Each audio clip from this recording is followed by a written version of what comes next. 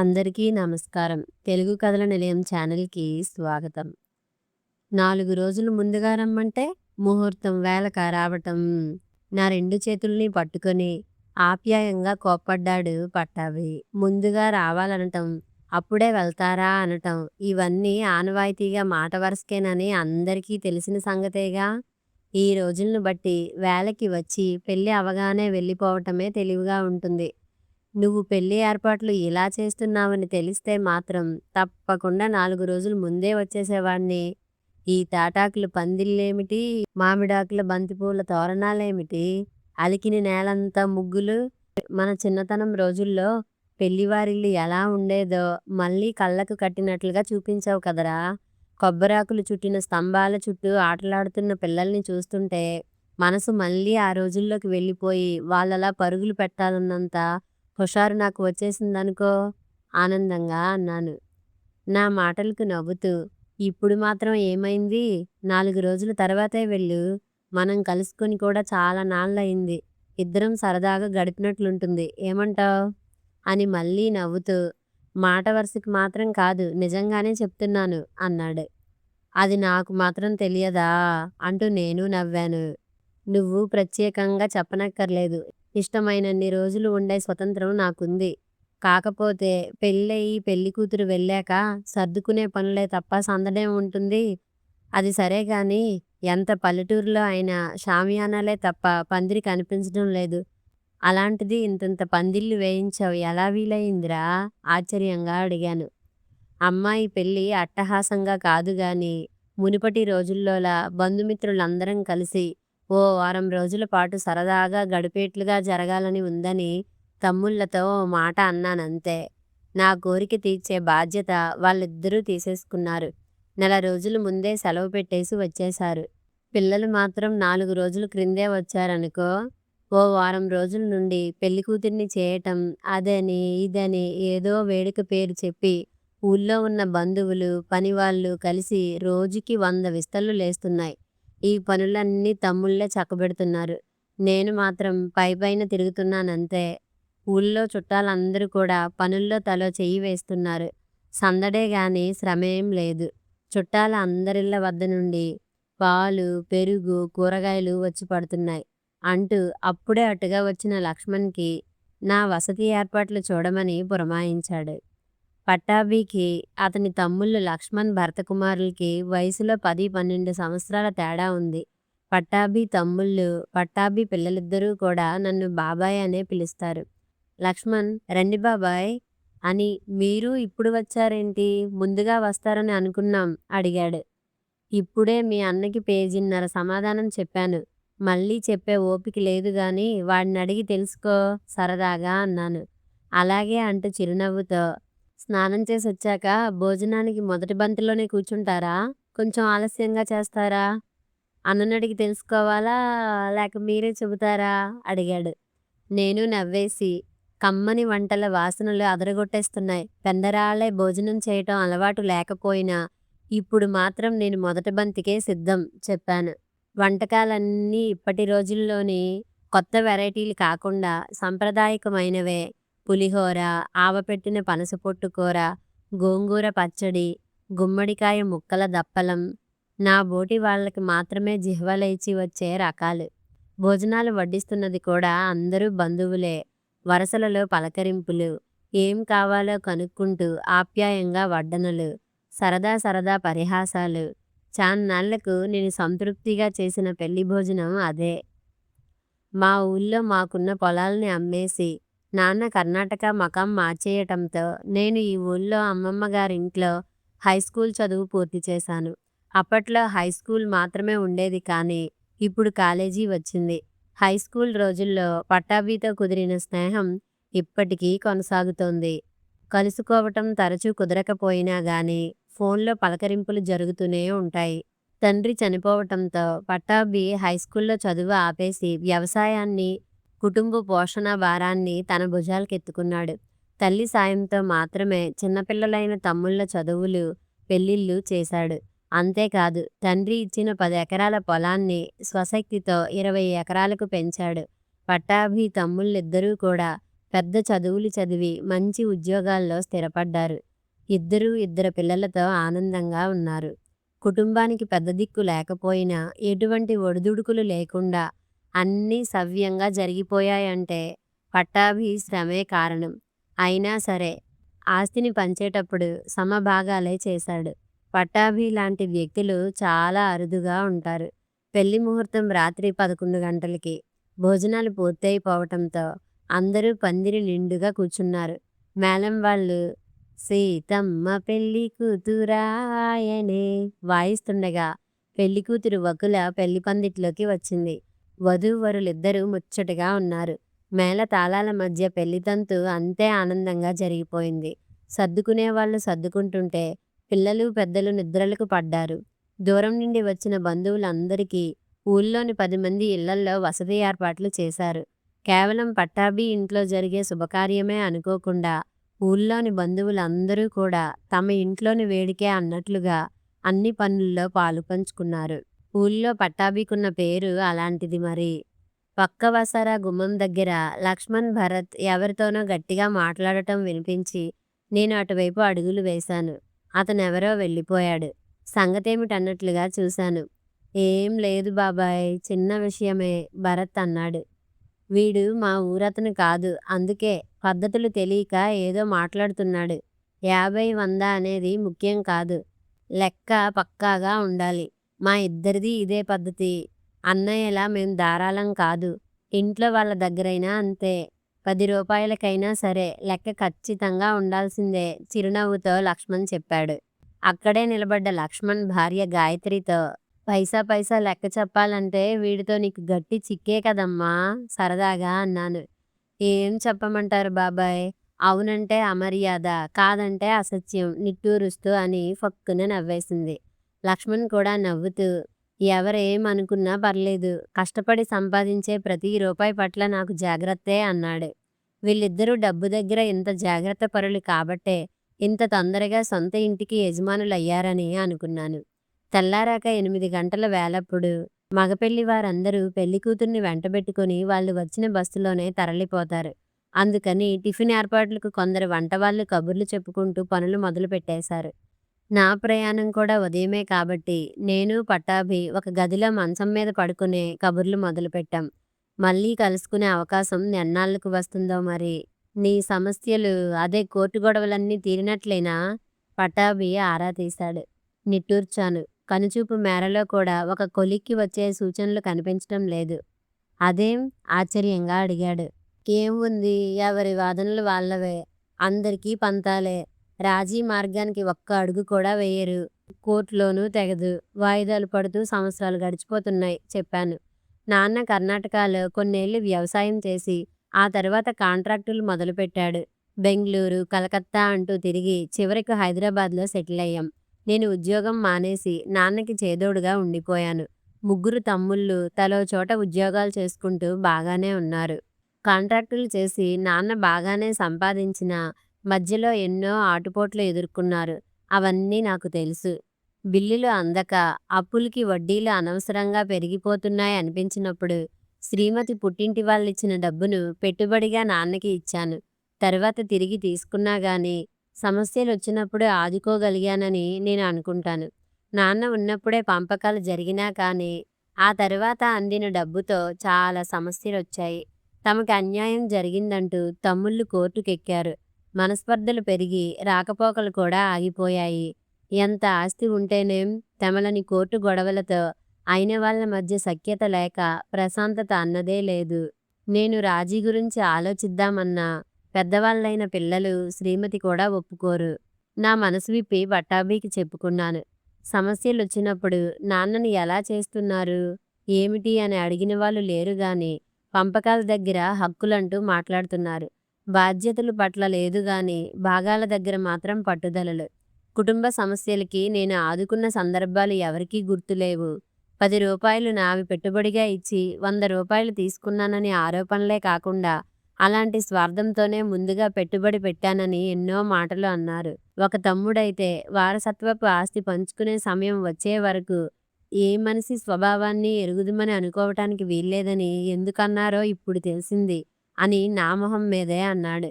మానవ సంబంధాలన్నీ ఆర్థిక సంబంధాలేనని ఎవరో పెద్దాయన చెప్పిన మాట మాత్రం 100కి 100 పాళ్ళు నిజంరా.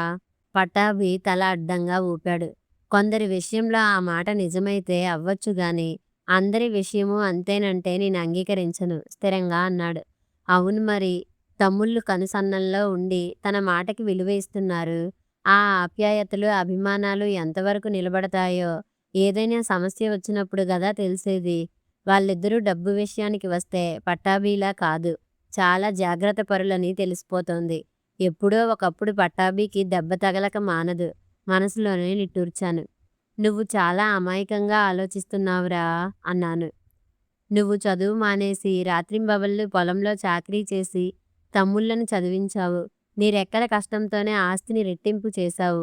వాళ్ళు పెద్ద జీతాలు తెచ్చుకుంటూ ఇల్లు వాకిళ్ళు కొనుక్కునే స్థితిలో ఉన్నా సరే ఈ ఆస్తిని సమానంగా పంచేశావు. ఇల్లైనా నీ పేరు ఉండాలని వాళ్ళే అన్నా నువ్వే ఒప్పుకోలేదు. ఇలా త్యాగాలు చేస్తే వాళ్ళకేం బాగానే ఉంటారు. ఇలా హక్కుల్ని వదులుకోవటం వలన ప్రయోజనం ఏం ఉండదు. తెలివి తక్కువ వాళ్ళలా మిగిలిపోవటం తప్ప ఆవేశంగా అన్నాను. పట్టాభి చిరునవ్వుతో చూశాడు. నువ్వు చాలా పొరబడుతున్నావురా. నాన్న నా మీద పెట్టిన బాధ్యతను నెరవేర్చటంలో త్యాగం ఏముంది చెప్పు. నాన్న ఇచ్చిన భూమిలోనే నా కోసం కుటుంబం కోసం కష్టపడ్డానంతేగా. తమ్ముళ్ళు చదువుల కోసం డబ్బు పంపించానంటే నేను పని చేశానే గాని పొలం మా అందరిదీ కదా. నేను రెట్టింపు చేయగలిగానంటే ఆ ఆదాయంతోనేగా. సరేలే, నువ్వే ఇలా అనుకుంటే సమస్యేముంది నిట్టూరుస్తూ అన్నాను. నిజమే, మన ఆలోచనా విధానం బట్టి సగం సమస్యలొస్తాయి. పంతాలతో పెరుగుతాయి. నేను నా బాధ్యతను నిర్వర్తించాను తప్ప తమ్ముళ్ళకేదో చేసేశానని అనుకోవటం లేదు కాబట్టి నాకు సమస్యేం లేదు.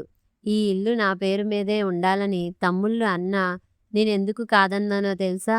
వీళ్ళు సంక్రాంతి పండగకి ఓ 4-5 రోజులు, పిల్లలు వేసవి సెలవుల్లో 10-15 రోజులు వచ్చి ఉంటారిక్కడ.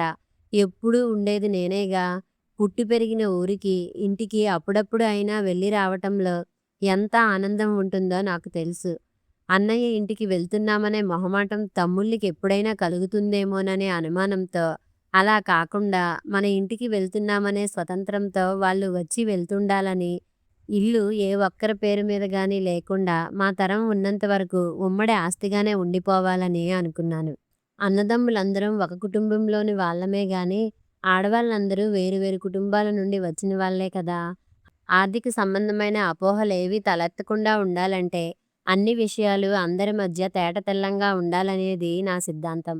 అందుకే ప్రతి సంవత్సరం వాళ్ళు అడగకపోయినా సరే నేనే రాబడి, ఖర్చులు అన్నీ వివరంగా చెప్పేస్తాను.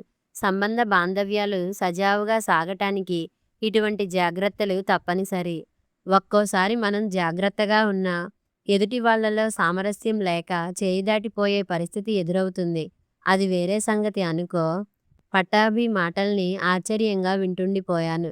మళ్ళీ చిరునవ్వుతో చూసి, నీకో సంగతి చెప్పనా అన్నాడు. నువ్వు నేనేదో త్యాగం చేశానని అంటున్నావు గాని నిజం చెప్పాలంటే నాది స్వార్థమే. అవును, అన్నయ్య మా కోసం ఎంతో శ్రమపడ్డాడనే భావంతో తమ్ముళ్ళ మనసులో స్థిరపడిపోయిన మమకారపు పద్దును డబ్బు లెక్కలు కట్టి రద్దు చేసుకోవటం నాకిష్టం లేకపోయింది. ఇది సంగతి అంటూ మళ్ళీ నవ్వాడు. బావుంది నీ సంగతి. నాకు మాత్రం వింతగానే ఉంది అంటూ నేను నవ్వాను. అలా కబుర్ల మధ్య ఎప్పుడు కళ్ళు మూసుకున్నామో మాకే తెలియదు. కాసేపటికే తెల్లారిపోయింది. పెళ్లికూతుర్ని పెళ్లివారితో పంపించటానికి అన్నీ సిద్ధం చేస్తున్న సమయంలో అనుకోని విధంగా పట్టాభికి ఒక సమస్య వచ్చి పడింది. పట్టాభి కూతురు పేర తన వాటాకి వచ్చిన పొలంలో సగం రాసి ఇచ్చాడు. పెళ్ళయ్యాక పిల్లని పంపేటప్పుడు 3 లక్షల నగదు ఇస్తానని చెప్పాడు. కొత్త కాపురానికి కావాల్సినవి కొనుక్కోవటానికి ఉపయోగపడుతుందని పొరుగురిలోని రైతు పట్టాభి దగ్గర తీసుకున్న బాకీ బాపతు డబ్బు 3 లక్షలు పెళ్లి రోజుకి తప్పకుండా జమ చేస్తానని మాట ఇచ్చాడు. పట్టాభి ఈ మధ్యనే లీజుకి తీసుకున్న రైస్ మిల్లులో కొత్తగా ఓ గుమస్తాను పెట్టాడు. ఆ గుమస్తానే డబ్బు కోసం పంపించాడు. సాయంకాలమే డబ్బు అతని చేతికి ఇచ్చానని ఆ రైతు ఫోన్ చేసి చెప్పాడు గాని గుమస్తా రాలేదు. ఏ కారణం వలనో ఎక్కడో ఆగాల్సి వచ్చిందేమో. ఏ సమయంలోనైనా వచ్చేస్తాడని పట్టాభి ఎదురుచూస్తుంటే ఆ గుమస్తా హైదరాబాద్ వెళ్లే రైలు ఎక్కటం చూశామనే కబురు ఎవరో పట్టాభికి చల్లగా చెప్పారు. ఆ గుమస్తా డబ్బుతో పరారయ్యాడని అర్థమై, ఎక్కడివాడో, ఎటువంటి వాడో తెలియకుండా పనిలో పెట్టుకున్నందుకు శాస్తి జరిగిందని పట్టాభి బాధపడిపోతున్నాడు. పెళ్లి వాళ్ళకి మాట ఎలా చెప్పాలి, ఏం చేయాలి అని సతమతమవుతుంటే, నేనే పరిష్కార మార్గం చూస్తానని చెప్పాను. పట్టాభి తమ్ముళ్ళిద్దరినీ పిలిచి ఇదంతా వివరించాను. నాకు తోచిన పరిష్కారాన్ని చెప్పాను. అయిన వాళ్ళ దగ్గర, ఆప్తుల దగ్గర డబ్బు అప్పు తీసుకోకూడదనే నియమం పట్టాభికి ఉందని నాకు తెలుసు. మీకు తెలిసే ఉంటుంది. డబ్బు తిరిగి ఇవ్వటంలో ఆలస్యం జరగొచ్చు, ఇవ్వలేకపోవచ్చు, ఇవ్వాలని అనిపించకపోవటము జరగొచ్చు అని పట్టాభి అంటుంటాడు. అందుకని మీ దగ్గర, నా దగ్గర తీసుకోకపోవచ్చు. ఆ పైన మీరు కూడా లోన్లు తీసుకుని ఇల్లు కొనుక్కున్నారు. ఈ పరిస్థితుల్లో సర్దుబాటు చేయడం మీకు కొంచెం కష్టమవుతుందని నాకు తెలుసు. ఇచ్చిన ఇప్పటి వరకు ఏ పొరపచ్చాలు లేకుండా ఉన్న మీ మధ్య ముందు ముందు అనవసరంగా అపార్థాలు ఏర్పడే ప్రమాదము పొంచి ఉంటుంది. ఎవరికీ ఏ ఇబ్బంది లేకుండా నేను పెళ్ళికొడుకు తల్లిదండ్రులకు ఒక మాట చెబుతాను. ఈ సమయంలో డబ్బు సమకూరలేదని చెబితే కట్టుకథ చెబుతున్నట్లుగా వీళ్ళకి అనిపిస్తుంది. తర్వాత ఇస్తామని అంటే అసలు ఇవ్వమేమోనని అనుమానం కలగొచ్చు. అందుకని డబ్బు సమకూర్చి ఇచ్చాకనే అమ్మాయిని కాపురానికి తీసుకెళ్ళమని అడుగుతాను. వాళ్ళకి ఈ అనుమానం లేకుండా ఉంటుంది. ఒక నిమిషం ఆగి విడిదింటికి వెళ్ళి నేనే ఈ మాట చెప్పి రానా? మీరు నాతో వస్తారా? అడిగాను. కాసేపు ఉండండి అంటూ ఇద్దరూ లోపలికి వెళ్ళిపోయారు. ఏముంది, ఇద్దరూ వాళ్ళ శ్రీమతులతో ఈ విషయం చెప్పి ఏం చేయాలని సలహా అడుగుతారు. అంచె నిష్ఠూరం కంటే ఆది నిష్ఠూరం మేలని పెద్దలు చెప్పారు. బాబాయ్ కూడా అదే అన్నారు గనుక అలాగే చేయండి అంటూ వీళ్ళు నా సలహాకే ఓటు వేస్తారని నాకు తెలుసు. కానీ చిత్రంగా నా అంచనాను తలక్రిందులు చేస్తూ 10 నిమిషాల్లోనే నా చేతుల్లోకి 3 లక్షలు కాదు, అక్షరాల 6 లక్షల నగదు చెక్కుల రూపంలో వచ్చి పడ్డాయి. లక్ష్మణ్, భరత్ ఇద్దరూ కూడా ఒకరి తరువాత ఒకరు వచ్చి డబ్బు ఇచ్చి ఒకే రకంగా మాట్లాడటంతో నాకు తల తిరిగింది. వాళ్ళు చెప్పింది ఇది: అన్నయ్య ఇప్పటి వరకు అన్నీ మాకివ్వటమే గాని మా దగ్గర నుండి ఏమీ తీసుకోలేదు. అది అన్నయ్య గొప్పతనమే కానీ మాకు మాత్రం చిన్నతనంగా ఉంటుంది. ఇప్పుడిలా ఇవ్వగల అవకాశం దొరకటమే ఆనందం. ముందు ముందు అపార్థాలు కలుగుతాయేమోననే భయం మాకస్సలు లేదు.